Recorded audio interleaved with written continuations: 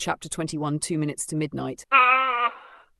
The cobweb tablecloth is already gone. A flash of flame swallowed it whole. The table it clung to is burning now, legs catching one by one. The fight fire with fire sleeve shrivels in the centre like it knows what it did. Smoke churns upward in hot, wild coils. The curtains ignite with a whoosh. The flames take the room in sections, the altar first, then genres past, eager to burn up, as if they've been waiting for this day. Echo grabs my hand. Prue grabs Echo's. We bolt. But Miss Park is faster than she should be. She throws her full weight into the door and slams it shut before we make it through. We're still inside. She turns to face us. Her silhouette dances across the walls, black and sharp, swaying in the flames and shadows. She's between us and the way out, wielding a long, sharp-looking sword. The door is behind her, the fire's behind us. For a second, no one moves. The only sound is the warping of vinyl and the demonic crack of something structural giving way inside the wall. Miss Park smiles, hair frizzed, eyes gleaming. "The spirit, the sword, the flame," she spits. "Give me a break," I spit back. This heavy metal nightmare steps toward us, shoulders rolling like a wrestler warming up before the bell. The hardened breed, true to the end, a fire to feed. Behind her, the curtains collapse in flame. I glance at Prue. She nods. Tight, ready. Echo drops her shoulder. We rush her. She swings the sword, slashes Echo's shoulder, clocks me on the chin with the stock of the handle. I hit the floor. Prue manages to land a punch to Miss Park's face, then shoves Echo back, away from the blade. I taste blood. My face stings from heat. My throat's raw, but I find my voice. I'm in a mood to make a mess. Miss Park charges, not screaming, not yet, grinning. That same look she wore when she ranted about song poetry in the library, only now it's murder behind her teeth. She barrels into Echo, knocking the Marshall stack sideways. It crashes down. Echo stumbles. I lunge for the dropped blade. Too late. Sarah catches my wrist and twists. Pain explodes up my arm. "I carved the path for you girls," she snarls. "I was there when nobody would talk to a Mosher girl, before Eddie Munson, Thor movies and reality TV." Prue hurls a bookend shaped like a skull at her head. Thwack! Sarah reels. I wrench free and kick her in the shin with my boot. She laughs. "You hit good for a girl. If ever there was a phrase to piss me off, that's it." "Bleed for me, bitch," Echo mutters, already swinging again. She lands a beautiful wallop to the old bird's face. It's a humdinger. The shrine to heavy metal history is roaring now, flames licking across the ceiling. Something flammable erupts behind her, globules of plastic spewing into the room like tiny meteors. One sticks to Sarah's jacket. She doesn't even flinch. Her patches begin to smoulder. Park grabs Prue by the hair and throws her into the burning table. The legs collapse. A chunk of altar crashes down, spilling a stack of LPs across the floor. "How's this working out for you, Sarah?" Echo gasps. "Evening going to plan?" Sarah bares her teeth. "You've ruined my vision." She raises the sword I'd knocked loose. "You're not fans, you're tourists." I swing the candlestick up into the arc of her blade and stop it. "Gatekeeping, bitch." "I am the gate," she spits. "I built the scene you piss on." She swings again. I clout her in the guts. Sarah drops the sword and stumbles into a display case. Prue's back on her feet, blood in her mouth. She grabs the edge of a flaming curtain, whips it like a lasso, and wraps it around Sarah's neck and face. Now she lets loose a banshee scream. "You don't deserve to survive me." She lunges. The curtain stops her short. And we pile in. Boots, elbows, fury. 3-on-1. A pack again. We batter her against the bookshelf. She claws, bites. She's feral. We rise as one and make for the door. Slam! Prue crashes into it. It's open, and we're out. I grab the bolt. Click. Locked. She has locks on the outside of her rooms? Weird, she screams, pounding the other side. We back away, coughing, heat chasing us out. Behind the door, her voice distorts through smoke. "You think this ends with me?" she howls. "You think the metal forgets?" We don't answer. We're already on the landing. The air is thickening with smoke. Every breath tastes like melted glue and dust. The carpet squelches under our boots. It's weird. Did a pipe burst? For a moment we slump against the wall, all three of us, coughing, shaking. But together, I grab Echo's hand. She squeezes. Prue wipes blood from her mouth, winces, one arm hugging her ribs. "You good?" She nods, slow. "Wind's knocked out of me. She hit me hard." We look back at the door. It glows now, flames pulsing behind it like hellfire. "Is she done?" Echo whispers. No, I say. She's trapped. That's different. Prue pushes upright, staggers one step, rests her hand on the wall. It lands on the last door, the one we've never opened. Just give me 1 second, she pants. She straightens, forces a smile. Right, let's get the fuck. The door swings open. From the dark, a shape.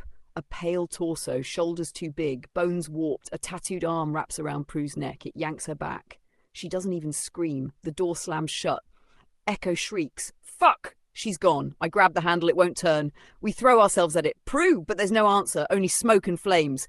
Kick, slam, elbow. The frame doesn't budge. Fuck! Fuck! I pull Echo back toward the first record room. Wait, what are you doing? I don't answer. I dive inside. Smoke curls through the door at the end of the hall. Flames licking picture frames, glass cracking. In the room, debris. The mess I made earlier. And there it is, mounted on the wall. A shining black Fender Stratocaster. I rip it down. Smoke chokes my lungs. I charge back out. Echo sees it. It nods. Here's Rachel! I mutter, and I swing the axe into the wood. Boom, the door dinks. Another hit. It starts to split. Again, yes! Splinters. Crack! We slam into it together. Over and over. Until the frame breaks, the handle rips loose and the door bursts inward. Into green light. Echo and I step through. The room is a cold, dank mess. Filthy walls, smears between peeling posters, candle stubs melted into tombstones. A tiny cassette player spins a Mötley Crüe tape on the windowsill. A wet, slimy voice hisses along. Girls, girls, girls. Held by chains in the wall is a creature. A heavy iron band clamps his ankle. He can pace 8 steps each way. No further. Prue lies on her back, unconscious, behind him, on a bed lashed together from bunk frames and cable ties. Above her head, a sinister wax halo. The creature gestures to her. Flesh and blood sacrifice! Bare-chested but for a fishnet crop top tattooed in warped handwriting. Some of it Sarah's, some of it his, some neither. He's wearing a Countingdon school skirt. His legs are hairless and bloodied. His face is smeared in makeup, one ear gone. Bones bent wrong. I wonder to myself, is this a man or monster? Echoes ahead of me. Matthew, she says. Matthew Belton? He nods. Hair bleached into a thorny crown. Eyes roll white, then refocus. He grins. Math who the bell tolls, he slurs. His laugh is disgusting, voice wrecked, like a radio stuck between stations. He steps forward. The chain tugs. His putrid skin blanches around the cuff. I step between him and Echo. He throws his head back. Bring your daughter! Fetch your daughter! He paces like a beast, caged by candle wax and delusion. Echo edges toward Prue. Matthew spins. Killing is my and business is good! He lunges and the bed frame jolts. Echo throws up her hands. Think we just found Sarah's first crush. Matthew's eyes go wide at her name. Sarah! Shh! She's my cherry pie! I'm so taken aback by this grotesque scene and Prue's mortal peril, I'd almost forgotten the house was burning. A whoosh of flame past the door reminds me. Matthew grabs a candle, hurls it. It bursts against the wall, showering us all with fire and wax. My hair burn, my ice can't see. Flames slowly eat my soul. He shares it like it's sacred. His hair starts to smoke. He doesn't notice. I swing the guitar. It clangs off his chain. He laughs in my face. What do you mean I don't believe in God? I talk to him every day. He spins the chain like a whip. Echo ducks. It crashes into a shelf of toys and books, raining them down on her. She grabs the only weapon she can, an Aussie plushy bat. It bounces off his face. He grins wider. Aussie? He slurs. I have one of those, Echo mutters. He looks at her. Strangely friendly. I raise the Strat. Hey, lover boy, could you help me? I think it's out of tune. He looks at me, bewildered. Echo dives. Matthew lunges. I jab the headstock up under his skirt. The bubbling shriek says I hit my target. Echo pulls Prue off the altar. He claws at her, but just short. Not so fast, Eddie the Ed, I shout, then jab the tall church-style candle into his foot. He screams like a drain being cleared. Flaming wax pools between his toes. Matthew starts crying, or laughing, or both. We pull Prue upright. She stirs. Her eyes flutter. What happened? We're doing the monster mash, I mutter. Don't worry, Echo says. We got you. We drag her out. Behind us, Matthew sings, Freezy can't move at all. Screaming, can't hear me call. We slam the door. She's groggy, bloodied, barely conscious. Can you walk? I ask. She nods. I'll bloody well walk out of here. We limp toward the stairs, but she's there. Of course she fucking is. This bitch has more false endings than overkill. Sarah, at the top of the stairs, between us and escape, barely human, hair scorched, skin peeling, face a mask of soot and melted lipstick, knife in one hand, the other arm useless, eyes shining. You, I want you, she croaks. Smoke rolls behind us. I'll let the other two go, she says. If you stay. I'm not yours, I snap. Not you. She points the knife at Echo. Eliza Park, my blood, my niece, my legacy. She raises the knife. You always were the one. I shove Echo toward Prue. Get her out, downstairs. I dive onto Sarah. Riff! Echo shouts. Go! They run. Sarah and I tumble, slam into the wall. She slashes, I twist. The blade tears my sleeve. We grapple, crash into the stair rail. She knees me in the ribs. We tumble again. She's up first. Knife dragging, I drag myself upright. She looms over me, raises the blade. I curl up, arms over my face. Then, wham! The massive framed poster burns loose. It swings like a church bell, crashes her into the wall. She drops like a puppet with the strings cut. The knife clatters. I crawl to my feet, heaving. Swing it. I tumble down the stairs through fire. The hallway sounds like it's cracking. The kitchen island sits below the clouds of smoke. That's where I find them. Echo's yanking drawers. Where are the fucking keys? Prue leans, weak. I turn to the knife block. One missing. Just one. I mouth to them. One each. We tool up. Riff, Echo, Prue. 3 blades. 3 girls. And there she is. The unkillable school fucking librarian, Sarah. Back again. One eye closed. Nose broken. Hair smouldering. Knife in hand. This is how it ends, she whispers. She steps forward. We rush her. It's not clean. Not stylish. It's screaming arms. Teeth.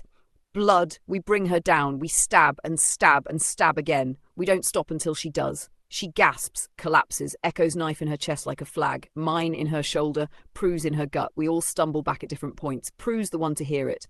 Crumble. Crack. Stairs creaking. Collapse. We turn as one. Well, boy howdy. Dropped into the downstairs wreckage. It's Matthew. Limbs dragging. Chains rattling. Hair in flames. Grinning. What is that stance before me? Echo grabs the knife block. Whack! One clean hit. Temple. Matthew drops. Echo kicks the drawer. Jingle. Keys. She grabs them. Runs to the door. We follow. Click. Fires everywhere now. Ceiling shudders. We throw the door open. Half drag, half fall. Outside. Darkness before us. Flames behind. The night wraps around us like cold cloth. The garden path slick with dew and ash. Behind us, Orchard House screams its final moment. Flames burst from windows. Smoke curls toward the stars. The trees are lit by the fire, leaves turned orange and red. Then comes another hue. Blue. Blue lights. PC Lizzie Borden's car skids into view. Sirens off, lights flashing. She runs to us, radio in hand, eyes wide. We collapse, faces slick with sweat, soot, blood, hands sticky from the fight. Still holding each other, Prue rolls onto her back, looks at Echo, then at me. Either of you got the time? Echo jokes. Promised my mum I'd be back before late. I wheeze. Blink through the smoke. I look at my wrist. I'm not wearing a watch. Yeah, it's 2 minutes to midnight.